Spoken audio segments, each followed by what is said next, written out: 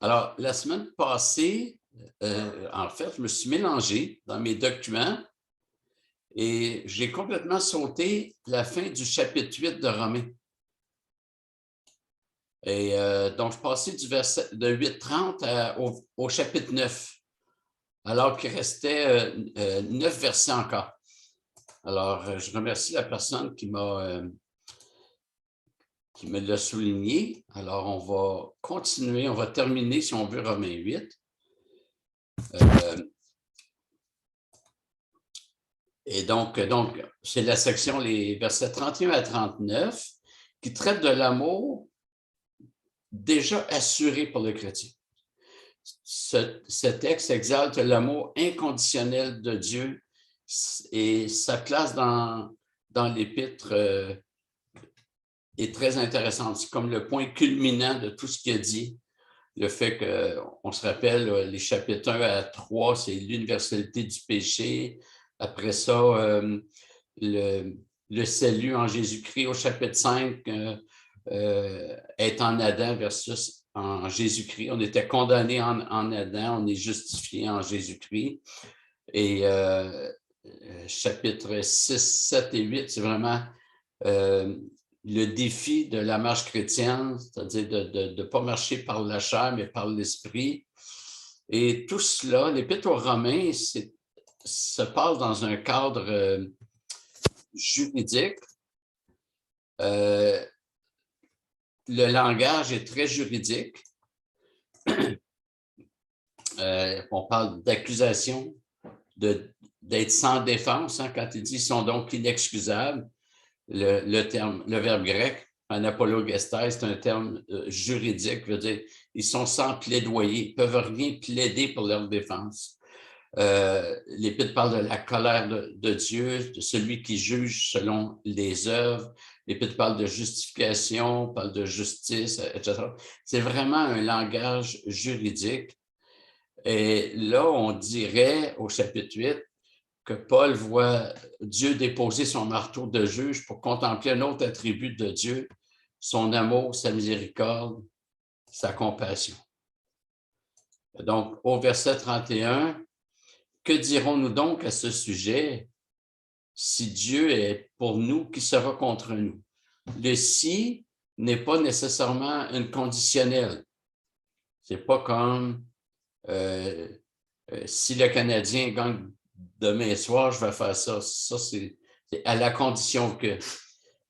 Mais le « si » peut être synonyme de « puisque ». Quand on dit à quelqu'un, ben, si tu es un homme, fais ça, on n'insinue pas qu'il n'est pas un homme. C'est puisque tu es un homme, ben, fais ça. Donc, Dieu a été dépeint comme celui qui applique sa justice, celui qui condamne le coupable. Et là, Paul affirme que ce même Dieu est pour nous en notre faveur. C'est la même formulation grecque au verset 27 où il est dit que l'Esprit intercède pour nous.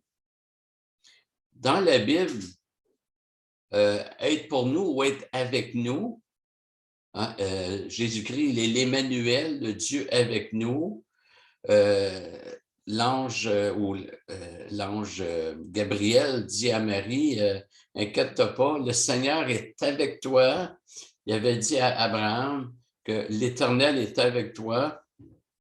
Ça indique toujours une présence alliantielle, une présence, c'est-à-dire que Dieu est présent de façon particulière. Dieu est partout, mais pour ses enfants, il y a une présence particulière. Une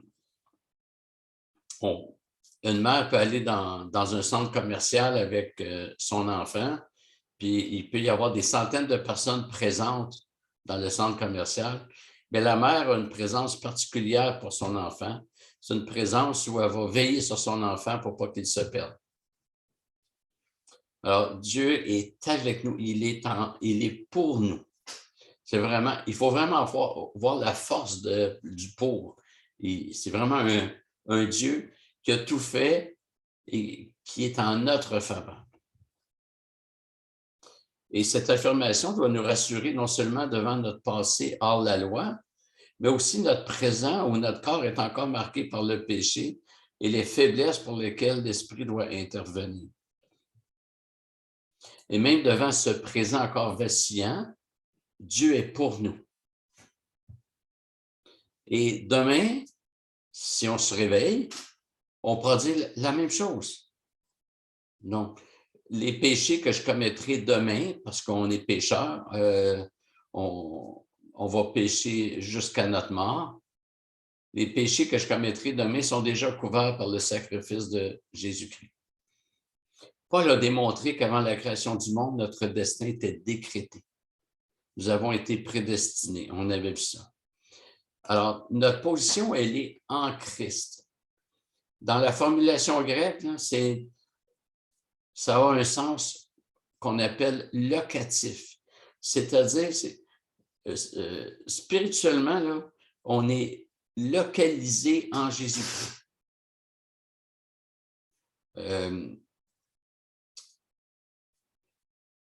Donc, c'est la plus grande sécurité qu'un être humain peut avoir. Alors, si Dieu est pour nous, Paul pose la question, bien, qui sera contre nous? On pourrait paraphraser, qui pourrait s'opposer à nous?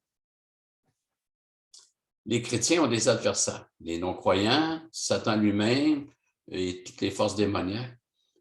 Mais il n'y a personne qui peut s'opposer à l'œuvre de Dieu dans notre vie.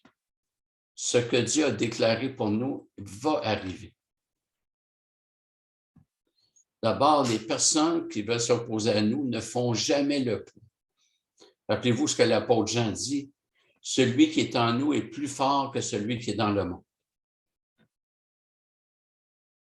Alors, la pensée de Paul, c'est que si Dieu est pour nous, aussi bien dire que plus personne ne peut s'opposer à l'œuvre de rédemption pour nous. Et l'œuvre de rédemption, ce n'est pas juste ressusciter au dernier jour, c'est l'œuvre de sanctification présentement. Et même plus, celui qui veut s'opposer à nous en nous faisant du mal, en voulant nous éloigner de Dieu, même ça, Dieu va le récupérer, va le canaliser pour que ça contribue à notre croissance. C'est intéressant de regarder avec le chapitre 1, où les créatures sont présentées avec leur insignifiance. Au lieu d'adorer le Créateur, ils se sont détournés, ils ont adoré la créature. Alors, ici, au chapitre 8, si le Créateur est pour nous, est-ce qu'une créature peut s'interposer?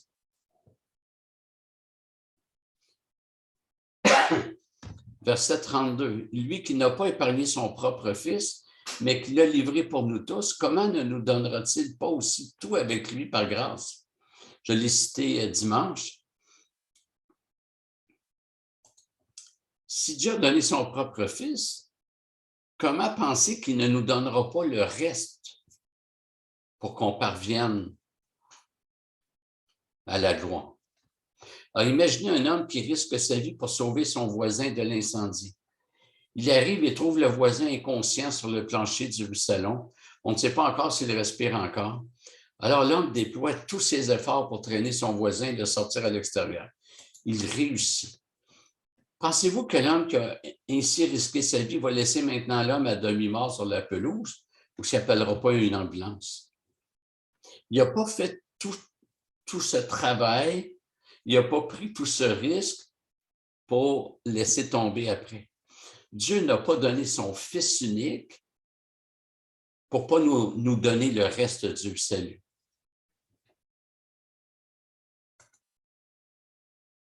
Alors, c'est la pensée de Paul. Si Dieu n'a pas épargné son propre Fils, mais qu'il l'a livré pour nous, comment ne nous donnera-t-il pas aussi tout avec lui par grâce? Le verset plutôt prend un verbe au futur. Sans insinuer que le chrétien ne reçoit rien présentement, on a vu que l'Esprit vient à notre secours. Paul pense peut-être à la pleine réalisation. Et ceux qui l'ont justifié les ont glorifiés. Alors, on va recevoir tout avec Christ. C'est toute notre assurance qui repose sur l'œuvre du Fils. Il est possible que ce soit aussi ce qu'on appelle un futur de conséquence. C'est un futur par rapport à l'acte causal, l'acte qui a causé la cause. Alors, si Dieu a livré son propre Fils, c'est l'acte causal, à bien plus forte raison, ce qui en découle, c'est qu'il va nous donner tout le reste. Verset 33. Qui accusera les élus de Dieu? Dieu est celui qui justifie. Alors, Paul pose une question. Peut-être que Paul pose une question en sachant qu'il y a des chrétiens qui se posent la même question. Alors, qui accusera les élus de Dieu? Bien, Dieu est celui qui justifie. C'est Dieu qui décide qui est en règle avec sa loi ou non. On est toujours sous un registre légal. L'accusation n'est possible que sous une loi. Le verset 1 nous atteste qu'il n'y a plus aucune condamnation pour ceux qui sont en Jésus-Christ. Alors, qui peut nous accuser? Alors, on va reculer un petit peu. Dans l'Ancien Testament, Satan était l'accusateur numéro 1. On le voit avec Job. Satan s'est présenté devant Dieu pour accuser Job d'être loyal à Dieu par intérêt, en raison des bénédictions terrestres que Dieu lui avait accordées. On voit aussi avec le sacrificateur Josué en Zacharie 3.1, à ne pas confondre avec le successeur de Moïse. Là, c'est un autre Josué. Zacharie 3.1, il me fit voir le souverain sacrificateur Josué debout devant l'ange de l'Éternel et Satan debout à sa droite pour l'accuser. D'abord, c'est une arrogance. Le fait d'être debout indique une position d'autorité ou de quelqu'un qui est orgueilleux. La parabole du publicain puis du pharisien, le pharisien se tenait debout. Le publicain était à genoux puis il implorait Dieu de le pardonner. Donc, Satan se tenait debout à la droite pour accuser. Et l'idée d'être debout a d'autant plus de valeur symbolique que Satan n'a pas de corps. Debout ne peut pas juste décrire une position physique. Il n'y a pas de corps. C'est vraiment pour montrer qu'il s'est présenté avec arrogance. Mais ça, c'est avant la croix. Satan se présentait devant Dieu contre Job, s'est présenté devant Dieu contre Josué pour accuser. Et Apocalypse 12.10 nous dit que Satan ne peut plus accuser les chrétiens. Alors j'entendis dans le ciel une voix forte qui disait « Maintenant est arrivé le salut, ainsi que la puissance et le règne de notre Dieu et l'autorité de son Christ, car il a été précipité, l'accusateur de nos frères, celui qui les accusait devant notre Dieu jour et nuit. »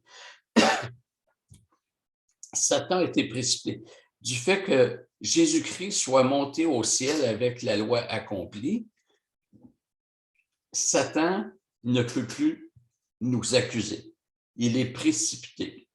Il est défait. Donc, l'élévation de Jésus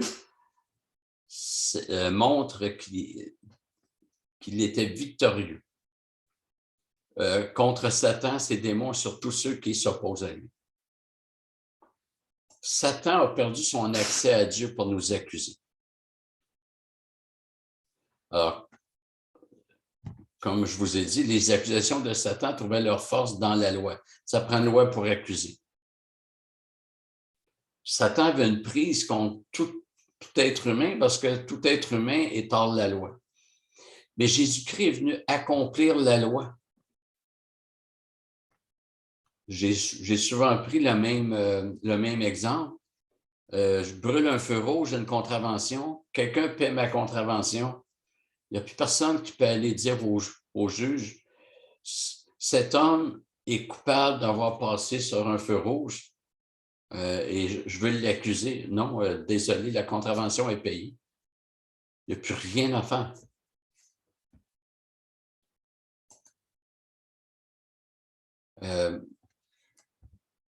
Et ça, c'est important parce que je fais beaucoup de mises en garde parce qu'avec ce qui circule sur Internet, je sais qu'on a accès à beaucoup plus que ce qu'on entend dans notre Église. On entend souvent que Satan, c'est notre accusateur. Il y en a qui disent que Satan peut nous chuchoter pour nous culpabiliser. Je ne vois pas ça trop dans l'Écriture, mais ce qui est certain, c'est qu'il ne peut plus nous accuser devant Dieu et c'est ça qui est important. Question, verset 34 plutôt. Qui les condamnera? Le Christ Jésus est celui qui est mort, bien plus, il est ressuscité. Il est à la droite de Dieu, il intercède pour nous. Encore une fois, question-réponse. Si les accusations sont impossibles, qui peut condamner à ce moment-là? On voit que l'argumentation de Paul connaît un développement, une progression. Et les accusations au verset 3 semblent venir d'autres personnes que Dieu. Autrement dit, quelle valeur peuvent avoir des accusations portées devant Dieu, donc portées par d'autres personnes, alors que seulement Dieu nous justifie? Et ça se poursuit au verset 34. Qui les condamnera? Là, il y a juste Dieu qui peut condamner. Et là, Paul répond avec l'œuvre du Fils. Le Christ Jésus est celui qui est mort, bien plus qu'il est ressuscité. Il est à la droite de Dieu, il intercède pour nous. Donc, si les accusations sont impossibles devant Dieu, il n'y a plus de condamnation possible. Et la suite donne la réponse. Paul présente sur quoi l'acquittement, peut-être l'acquittement, mais pas, j'aime pas trop le mot. Quand on est acquitté, souvent, c'est qu'il manque de preuves ou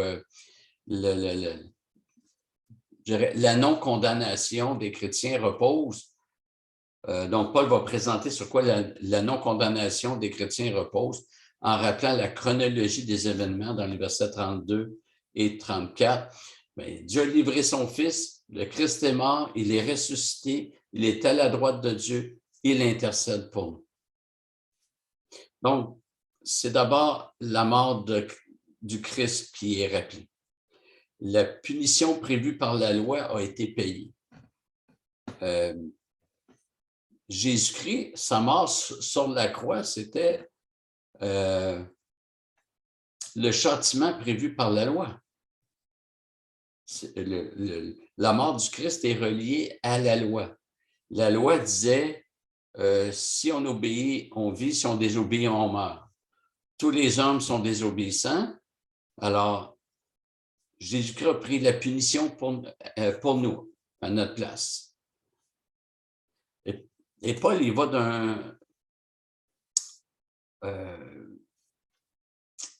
d'un exposé avec un développement. Il dit bien plus. Il est ressuscité. Et au premier chapitre, verset 4, Paul avait déjà dit que c'est que Dieu a attesté de la filiation de Jésus-Christ par la résurrection. La résurrection, c'est un événement public par lequel Dieu atteste de toute la valeur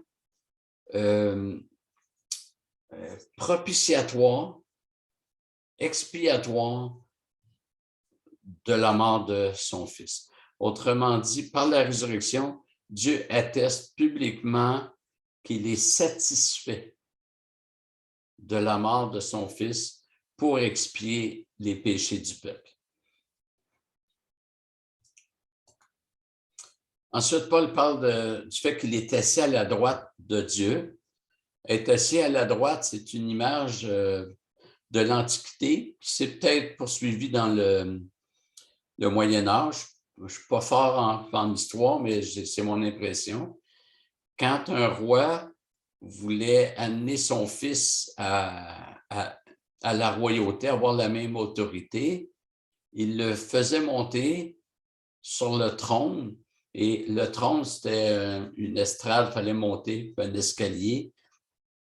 Et il y avait le siège pour le fils. Et l'idée de la droite, c'est aussi, ça indique aussi toute la puissance. Donc, c'est autorité, puissance qui est évoquée par l'image. Évidemment, Dieu n'a pas de corps, il n'y a pas une droite et une gauche. J'ai l'impression que c'est symbolique, c'est un langage figuré. Et du fait que Jésus-Christ a été intronisé à la royauté, ben, il a reçu toute autorité. Jean 5, versets 27 et 32. Le Père lui a donné le pouvoir d'exercer le jugement parce qu'il est le Fils de l'homme. Ça, c'est une image prise de Daniel 7, le Fils de l'homme. C'est une expression. Donc, Jésus nous ramène à Daniel 7, où le Fils de l'homme en vêtements blancs domine sur toute la création.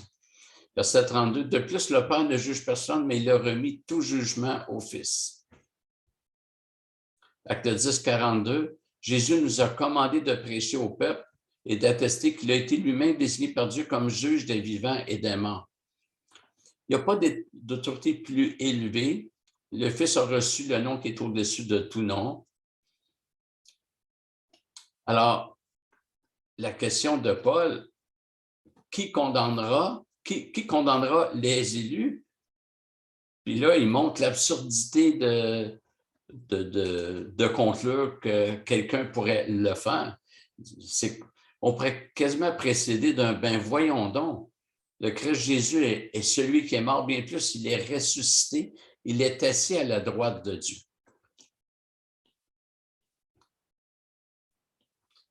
Et en plus, il intercède pour nous.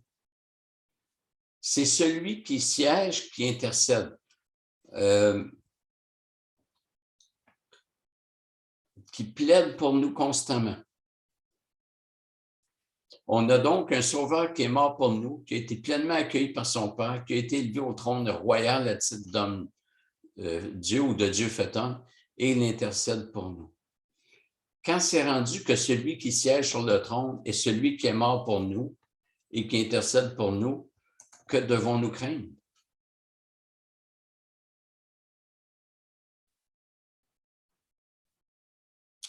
Alors, frères et sœurs, on a une pleine